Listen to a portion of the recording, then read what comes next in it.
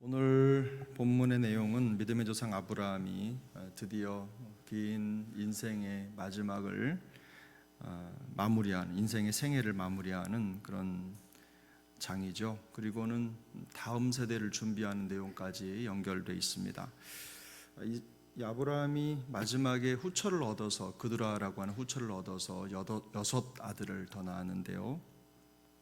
그 아들들이 많이 있었는데 그 아들들을 이삭과 구별해서 이삭에게는 자기의 모든 소유를 주고 그 다음에 그 아들들에게는 재산을 주었다. 성경 그렇게 했는데, 이 재산이라는 말이 사실은 우리말로 정확하게 번역하자면 일종의 선물입니다. 그러니까 그 땅에 동방으로 이사를 해서 정착할 자금 정도, 거기에 당분간 살 수 있는 그런 정도를 나누어 준 것으로 보이고, 이삭에게는 자기의 모든 소유를 주었다. 이 모든 소유를 주었다라고 하는 것은 바로 이삭으로 하여금 자기의 언약의 계보를 잇도록 했다라는 그런 뜻이겠죠. 175세가 되어서 나이가 많고 기운이 다하여 죽었다 그랬습니다. 그리고 사라가 묻혀 있는 곳에 함께 장사가 되죠. 11절에 보면 아브라함이 죽은 후에 하나님이 그의 아들 이삭에게 복을 주셨다 그랬는데, 이 말을 통해서 우리가 알 수 있는 것도 이 아브라함의 언약의 계승이 다른 아들들이 아니라 이삭에게 이루어졌다라는 것을 알 수가 있습니다. 본문에 보면 아브라함이 하갈에게, 애굽의 여자죠, 애굽 여자 하갈에게서 나온 이스마엘도 잠깐 등장을 합니다. 그 족보도 등장하고, 또 장례를 치를 때, 아브라함의 장례를 치를 때 큰 아들이죠, 이스마엘과 이삭이 함께 장례를 치르는 장면도 언급이 됩니다. 말씀하신 대로 하나님이 이스라엘 민족 이삭의 후손도 책임져 주실 뿐만 아니라 이스마엘이라고 하는 민족도, 그 민족도 하나님이 그 민족을 창대하게 하시겠다고 한 약속대로 많은 후손들을 남겨서 그 말씀을 이루어 가시는 과정을 우리가 볼 수가 있습니다. 근데 이 이스마엘이라고 하는 이삭의 형제죠. 그 형제의 특징을 성경이 묘사를 하는데, 오늘 그 18절에 보면 그 모든 형제의 맞은편에 거주하는 자가 되었다라는 내용이 있는데, 이게 그 형제들과 대척점에서 서로를 질시하고 또 대적하는 관계로 세워져 가고 있다는 것을 우리가 알 수 있죠. 우리 그 역사가 지금까지도 계속되고 있지 않습니까? 그래서 지금 이스마엘의 자손과 이삭의 자손이 마치 대치를 하는 것처럼 그런 형국이 계속해서 되는데, 그도 아들이지만 하나님이 그로 하여금 아브라함의 언약을 계승자로 세운 것이 아니라 이삭은 언약의 계승자로 세웠을 때 이스마엘은 그 반대편의 선자로 정확하게 구분을 해서 성경이 기록하고 있습니다. 아브라함의 인생을 가만히 들여다보면 여러 가지 많은 내용들이 있겠지만, 아브라함이라고 하는 한 사람을 우리가 좀 주목해 볼 필요가 있는데요. 아브라함이라고 하는 사람이 사라가 죽은 후에 그드라라고 하는 후처를 얻었죠. 사실 여러분, 이 행동 하나가 아브라함, 여기에 나오는 미디안 족속이라든지 여스루 족속이라든지 이런 족속들이 있는 것을 봤을 때 이 이스라엘 백성들이 향후 얼마나 많은 고통 속에 있을까 관계적으로 라고 하는 걸 계산을 해보면, 그 엄청난 전쟁과 싸움의 원흉이 누구냐라고 했을 때는 바로 아브라함이죠. 바로 아브라함이 언약의 계대를 잇기도 하지만 사실은 그가 낳은 후처로부터 낳은 자손들, 하나님이 말씀하신 라인이 아니라 자기가 생각했던 방향대로 했던 것들이 만든 그 결과물들이 결국은 언약의 자손과는 큰 대적을 이루는 그런 결과를 얻었습니다.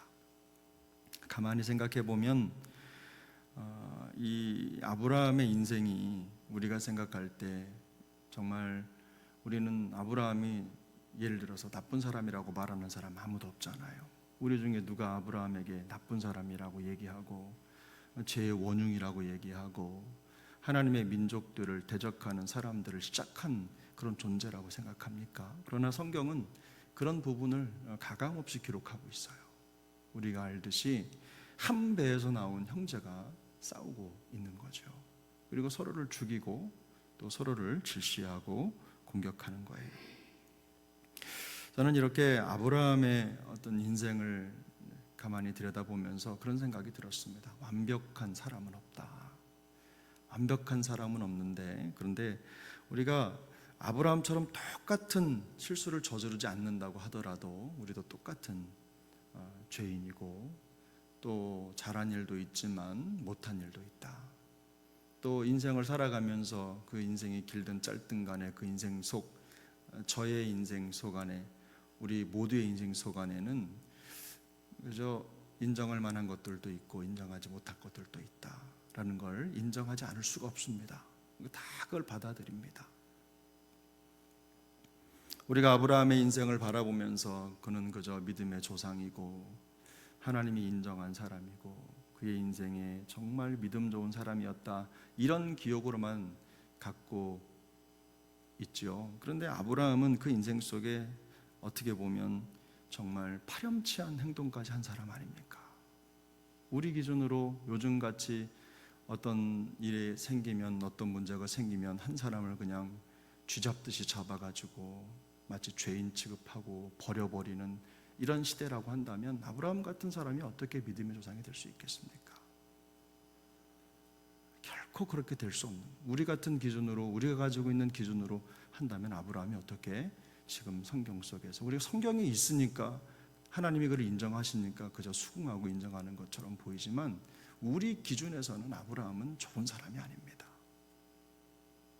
그런데 성경은 그를 통해서 하나님이 신앙의 유산을, 믿음의 유산을 이어가는 언약의 계보의 가장 끝단에 새 정상의 아브라함을 두셨어요. 이유가 뭘까? 이런 생각을 하게 되면서 놀랍게도 아브라함이 남긴 이삭은요, 또한 어떤 사람입니까? 장차 오실 예수 그리스도를 보여주는 그림과 같은 그런 분이시죠.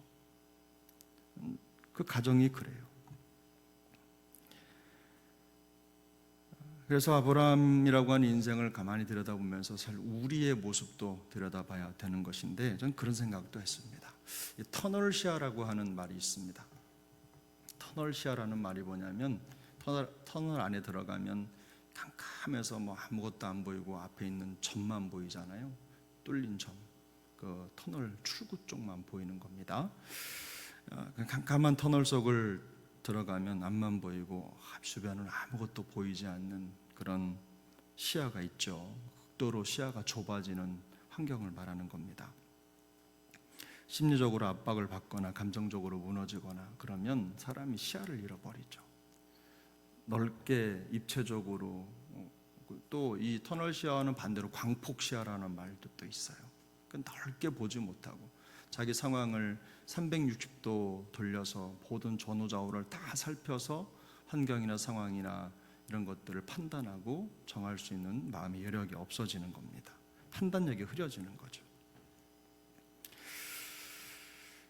우리가 현미경시야라는 말도 있고 좋은 말이기도 하지만, 그러나 어떤 인생에 있어서 어떤 그림을, 큰 그림을 두고 봐야 되는데, 그런데 그렇게 하지 않고 큰 게 아니라 어떤 한 가지만 아주 집중해가지고 미친 듯이 그것만 붙잡고 달려간다고 하면, 말씀드린 대로 아브라함이라고 하는 사람은요, 우리 인생에서는 쓰레기 같은 존재밖에 되지 않는 거예요.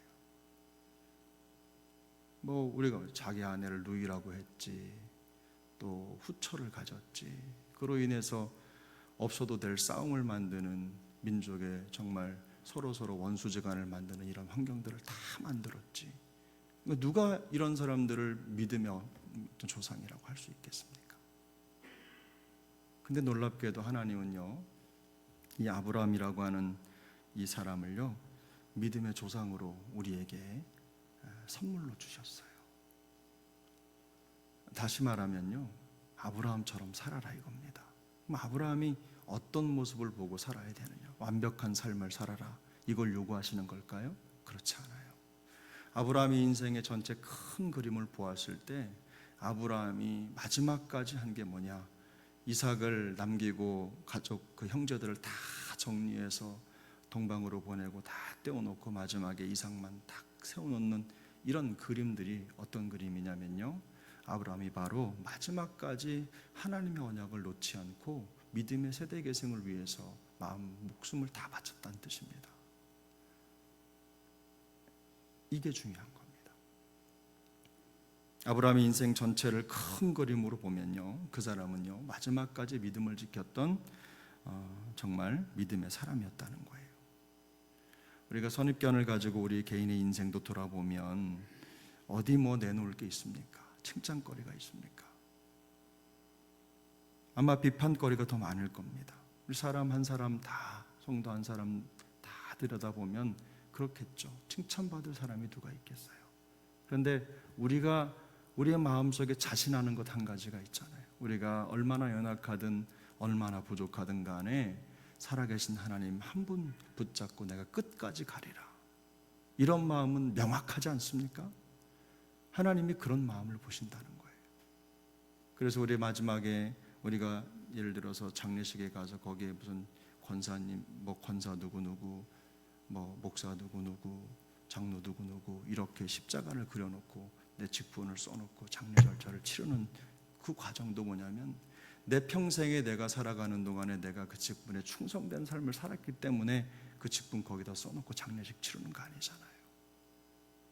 어쨌든 내가 하나님이 주신 직분 최선을 다해 감당하려고 했었고, 하나님이 주신 성도의 자리를 지키려고 했었고, 믿음의 자리를 내가 지키려고 했었던 그 과정 속에 하나님이 나를 부르셔서 내 인생은 결과적으로 보면, 큰 그림에서 보면 믿음의 여정이었다라고 고백할 수 있는 거 아니겠습니까?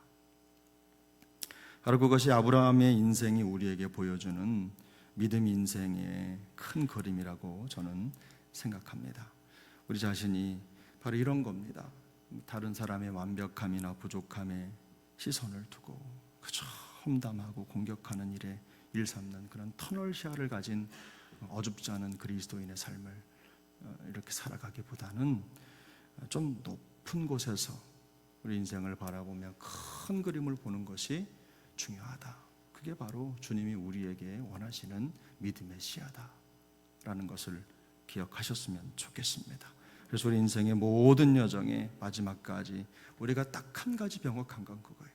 우리가 완벽하지 않지만, 여러모로 부족하지만 우리 주님을 붙잡고 마지막까지 내가 믿음의 생을 놓지 않겠다, 그렇게 기도하겠다, 하나님 주신 그 믿음의 여정을 끝까지 완수하겠다, 영적인 내 믿음의 유산을 자손들에게 대물림하기 위해서 내가 충성하겠다, 이런 마음만큼은 하나님 앞에 순백하게 드릴 수 있는 우리 모두가 될 수 있기를 축복합니다.